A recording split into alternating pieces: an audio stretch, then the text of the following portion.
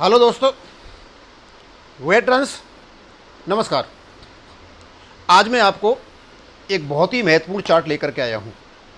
आपको पता है, मैं कई दिन से काफ़ी मेहनत करके कुछ ऐसे फैक्ट्स एंड फिगर्स आपको डाल रहा हूं जिनकी जानकारी आपको होना अति आवश्यक है। यदि ये जानकारी आपको नहीं है तो आप कितनी ही कोशिश कर लें, आप अपनी बात को भारत सरकार को प्रॉपर तरीके से नहीं बता पाएंगे। मैं आपको बताना चाहूंगा कि 2-3 दिन से मैंने जो फैक्ट्स एंड फिगर डाले हैं उसको हमारे काफ़ी पूर्व सैनिकों ने पसंद किया है।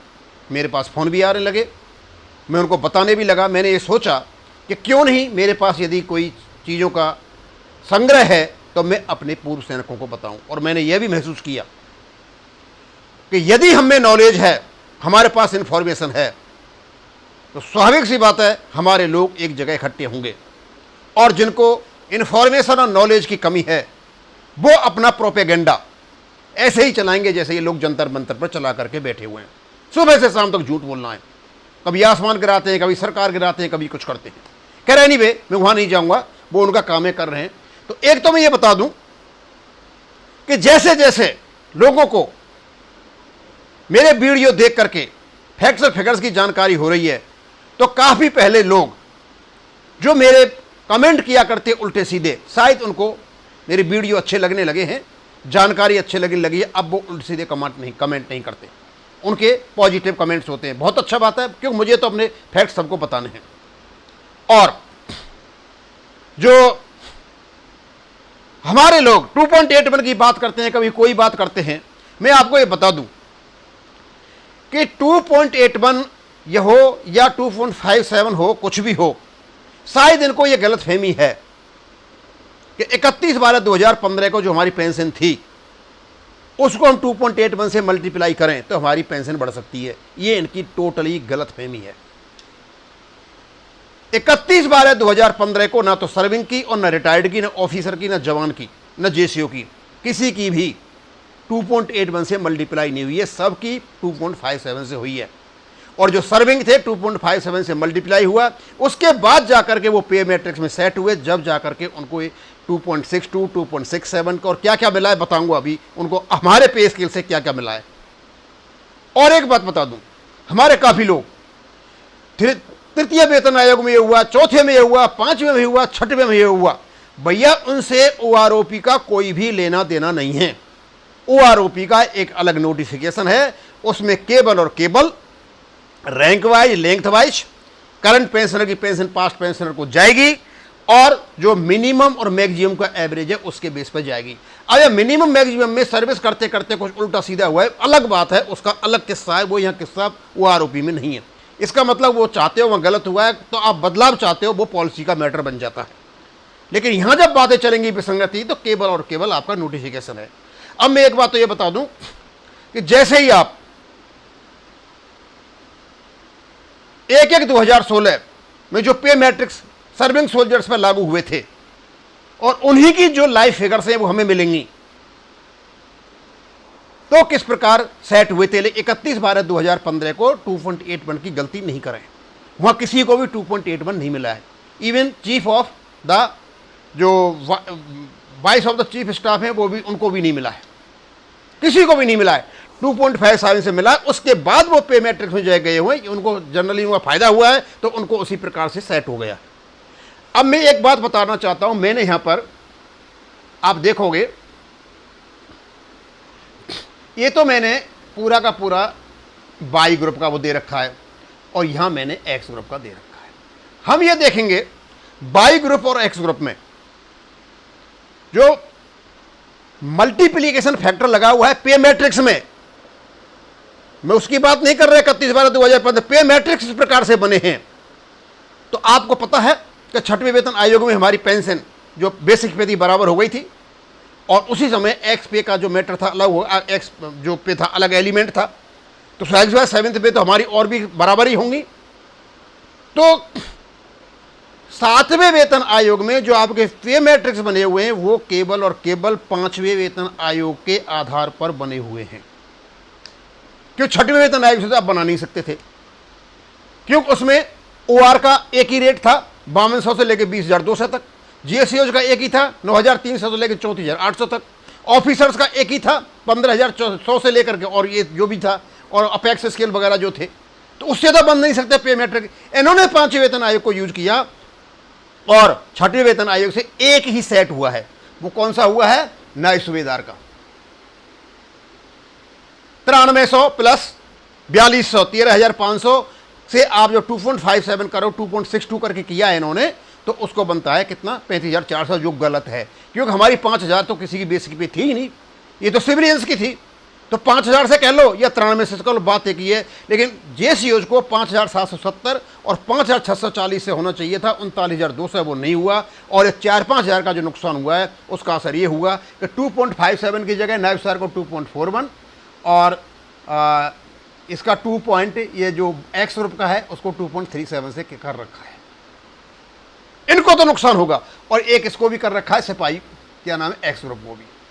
अदरवाइज किसी का भी 2.57 से कम नहीं है। यदि आप यहां देखोगे तो सिपाही को 2.63 से कर रखा है, ये कहते हैं 2.57 से कर रखा है, झूठ बोलते हैं। नायक को 2.82 से कर रखा है और हवलदार को 3.02 से कर रखा है। आप बोलोगे साहब ने ये कहां से निकाले? हमारी जो बेसिक पे है 5वें वेतन आयोग में नायक की और सिपाही की, हवलदार की, उसको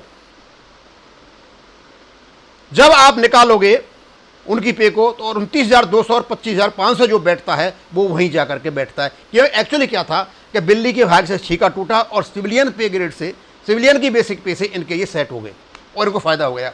और जो 2.81 की बात करते हैं, तो भाई यहाँ तो हवलदार को बाई ग्रुप को 3.02 दे रखा है और नायक को 2.82 दे रखा है। तो क्या कम कराना चाहते हो क्या पे मैट्रिक्स को?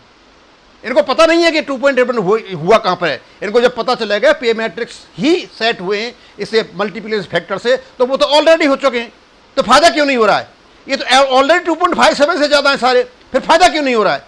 अब हम चलते हैं दूसरी बात पर। उसी प्रकार आप यहां पे आ जाइए, आप एक्स ग्रुप में भी देख लो आप कि इसका 2.7 से हुआ है नायक का, और यहाँ 2.78 से हुआ है। अब ये कमती की बढ़ती क्यों है?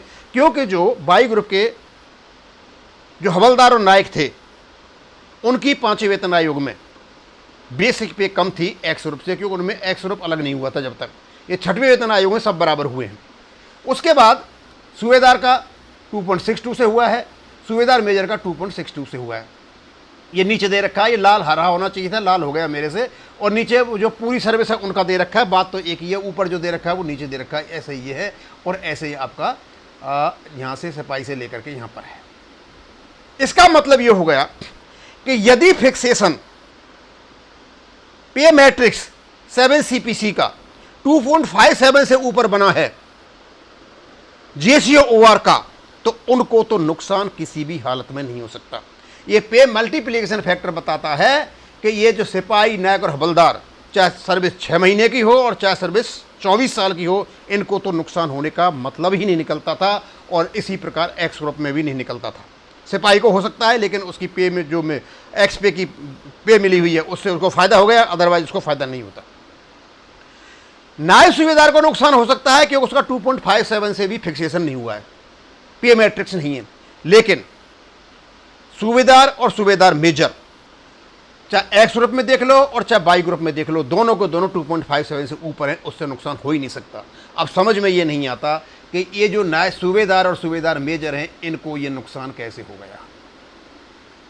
और जब इनके बेसिक पे बराबर हैं, तो यहां सूबेदार मेजर और सूबेदार हैं, तो इनको यहां पर फायदा कैसे हो गया?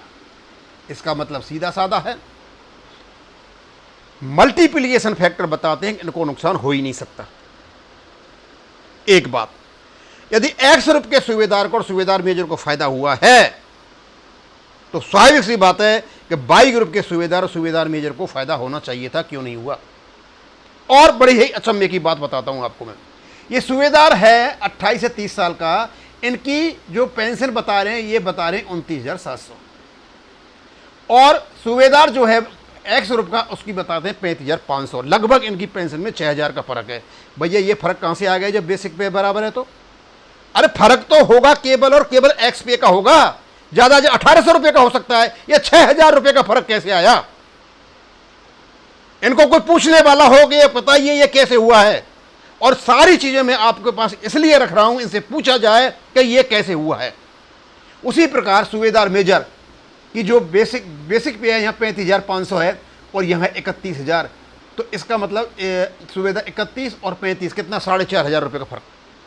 भैया 4,500 रुपये का फर्क कैसे है भाई? फर्क हुआ तो 1,800 रुपये का होगा, 3,600 आधे 1,800 होते हैं, उससे ज़्यादा हो नहीं सकता।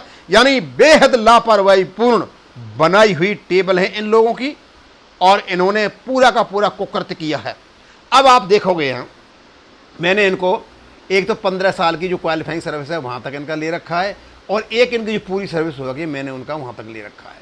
आगे आप इनका देखोगे ये असमान वृद्धि हुई है और इवन नायक को तो 14.54 का हुआ है और हवलदार को यहाँ 12.54 का हुआ है। उसी प्रकार यहाँ पर आपका जो हवलदार देखोगे 4.34 का है और यहाँ पर जो नायक का है 9.46 का है।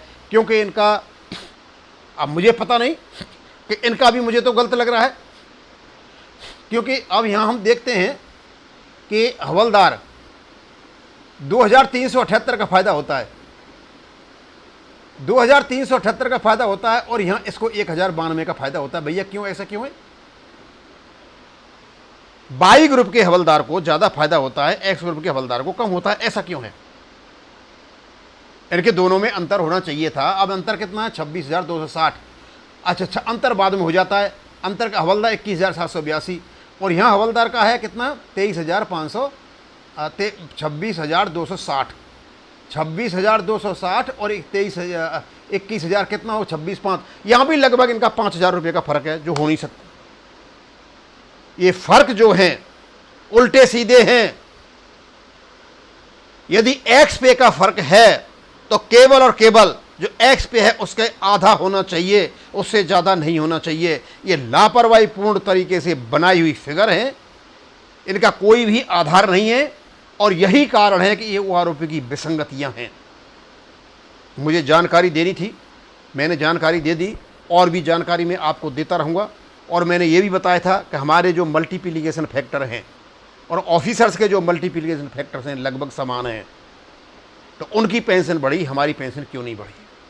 हम बार बार इस चीज़ को बताते रहेंगे और ये चीज़ें डालते रहेंगे। अब मैं यहीं खत्म करूँगा। थैंक यू, धन्यवाद।